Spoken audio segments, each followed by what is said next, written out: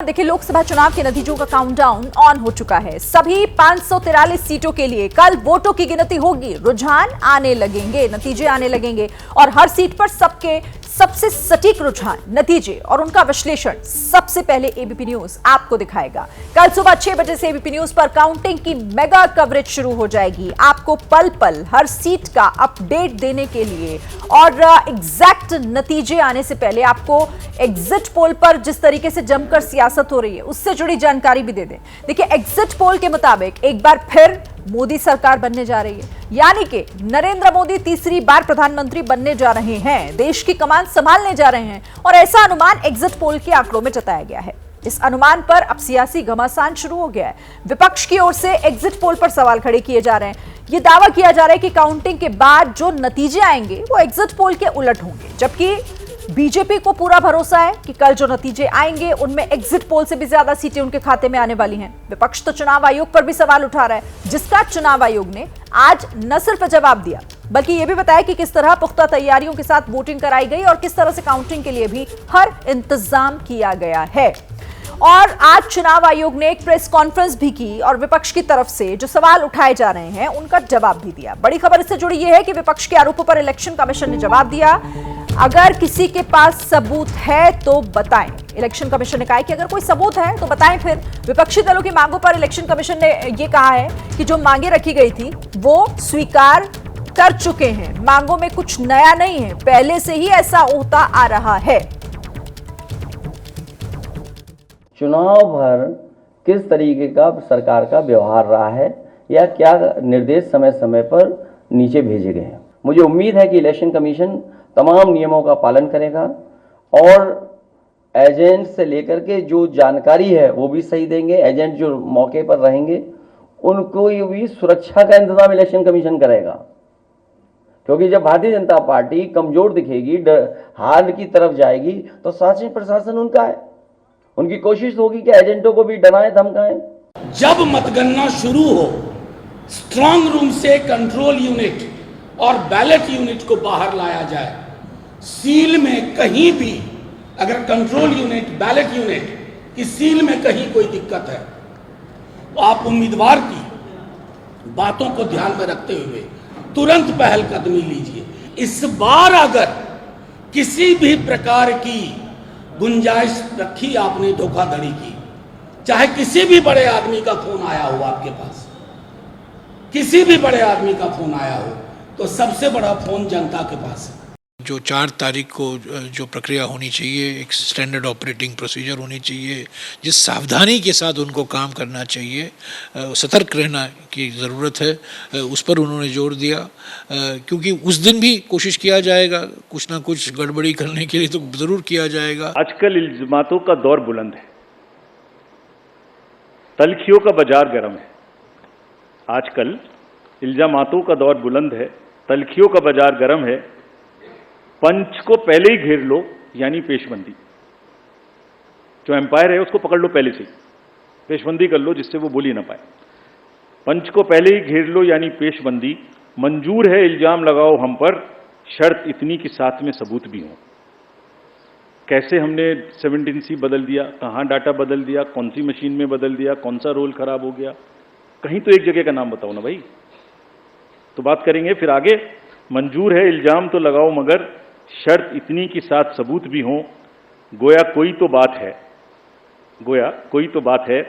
हर बार मुद्दई वही, कचहरी वही, गवाह कोई नहीं।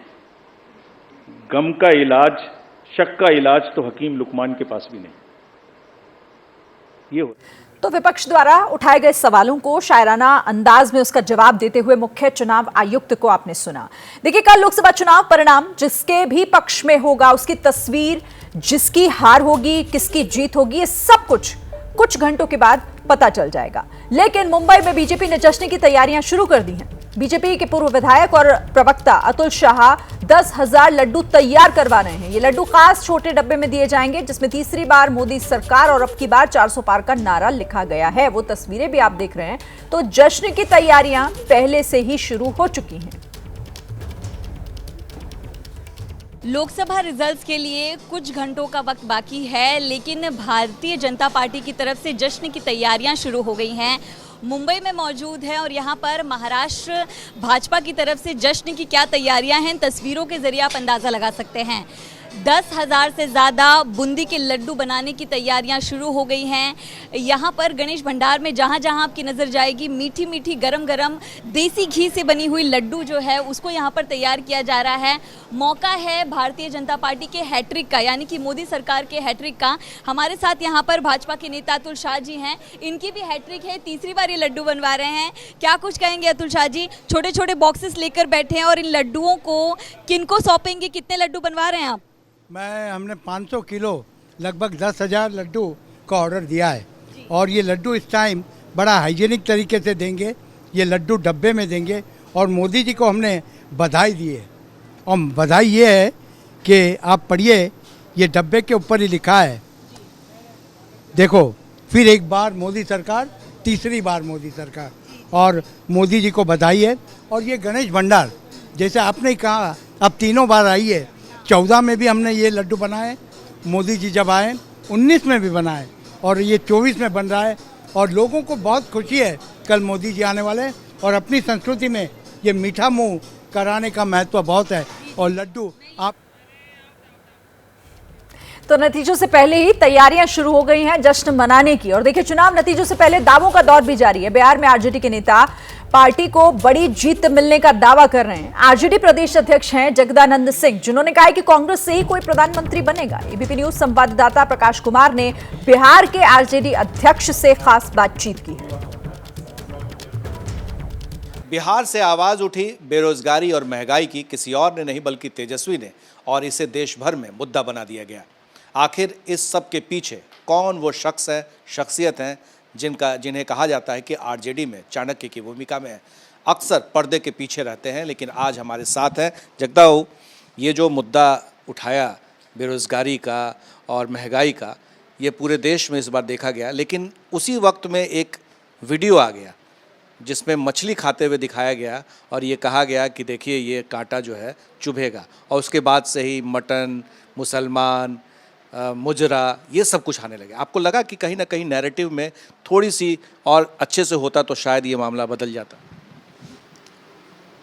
प्रश्न ये है कि मुद्दे हमारी पार्टी को जो उठाना था उसे तेजस्वी जी ने उठाया और वह मुद्दा पूरे देश के लोगों ने इस मुद्दे को अपना मुद्दा बना लिया। बिहार ने मुद्दा दिया, वह मुद्दा केवल जबान से नहीं था, वक्त जब मिला था तो उस मुद्दे को काम करके भी तेजस्वी ने दिखाया था, हमारी पार्टी ने दिखाया था। अब आदमी के खान पान पर भी बहस हो जाए, ये मुझे नहीं लगता है कि ये कोई अलग, यही तो है एक यह भी मुद्दा कि देश में आप एक पहनावा, एक तरह का खाना, एक तरह की बोली आप पैदा चाह करके भी नहीं कर सकते हो। मुद्दा आपने जो बनाया उस पर क्या मोदी जी हावी हो गए, मोदी नाम हावी हो गया? क्योंकि एग्जिट पोल के नतीजे बता रहे हैं कि जिसमें एनडीए को बहुमत मिल रही है। आपको मैं बता रहा हूँ कि जिस को मुद्दा उन लोगों ने बनाया वो मुद्दा ही उनके खिलाफ जा रहा है। देखिए, एग्जिट पोल के इस नतीजे से व्यक्तिगत मैं सहमत नहीं हूँ, हमारे दल और जो भारत का विपक्ष है कोई भी सहमत नहीं है।